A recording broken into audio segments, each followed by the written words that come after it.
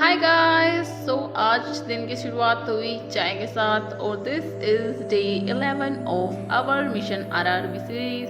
और सुबह सुबह उठते ही मैंने उठा लिया अपने इंग्लिश की किताब और अभी मैं कर रही थी टेंस का रिवीजन, क्योंकि टेंस पे एरर डिटेक्शन के क्वेश्चन बहुत ज़्यादा आते हैं। तो मुझे लगा कि एक बार टेंस रिवाइज कर लेते हैं, उसके बाद वापस से शुरू करेंगे अपने एरर डिटेक्शन के क्वेश्चन।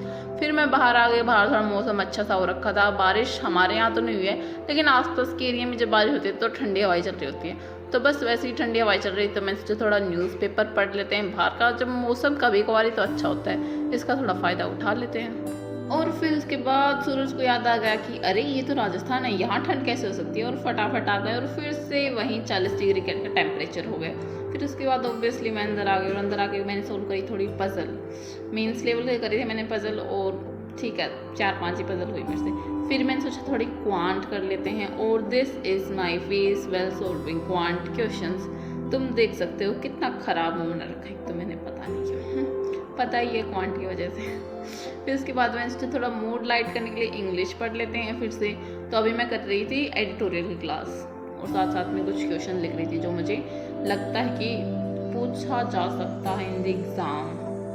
तो बस यही करने के बाद फिर मैंने सोचा थोड़ी देर बाहर बैठ के पढ़ लेते हैं। और फिर मैंने क्या देखा तुम्हें भी दिखाती हूँ। ये देखो, ये एक जानवर है, इसका नाम पता नहीं क्या, कुछ तो नाम था मैं भूल गई, लेकिन दिस इज़ वेरी डेंजरस था। इसको हमने भगा दिया और इसी भागा दौड़ी में मैंने ये थोड़ा सा नुकसान भी कर दिया। कोई बात नहीं, छोटे मोटे नुकसान तो होते रहते हैं यार। फिर मैंने सोचा अभी इतना सब कुछ हो गया तो एक मॉक भी दे ही लेते हैं, इतना नुकसान हो गया थोड़ा सा और हो जाएगा। तो फिर मैंने दिया एक क्वांट का मॉक, सेक्शन ऑफ मॉक दे रही हूँ आजकल मैं। फिर मैंने दिया एक रीजनिंग का मॉक। यस, दोनों देने के बाद मेरी हालत तो नहीं थी मैं कि मैं उनका एनालिसिस भी करूं, लेकिन मुझे करना तो था ही। तो फिर बाद में उसके बाद चाय आ गई थी हमारे पास, तो मैंने चाय पीते पीते उसका एनालिसिस किया।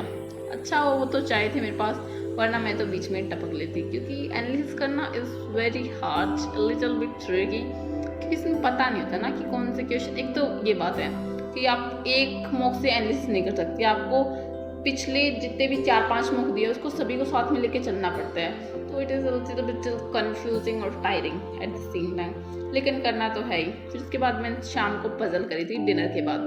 डिनर के बाद अब ये थोड़ा सा रूटीन ही बन गया है कि मैं पजल तो करके ही सोती हूँ, क्योंकि दिन में मैं मेंस की करती हूँ और शाम को ईजी प्रीवल निपटा देती हूँ। फिर मैंने सोचा कि पजल तो हो गई है, अभी दिन के बारे में कुछ लिख लेते हैं। तो मैंने करी शाम को रीजनिंग है, I mean journaling, sorry journaling करी, जर्नलिंग यस जर्नलिंग करी।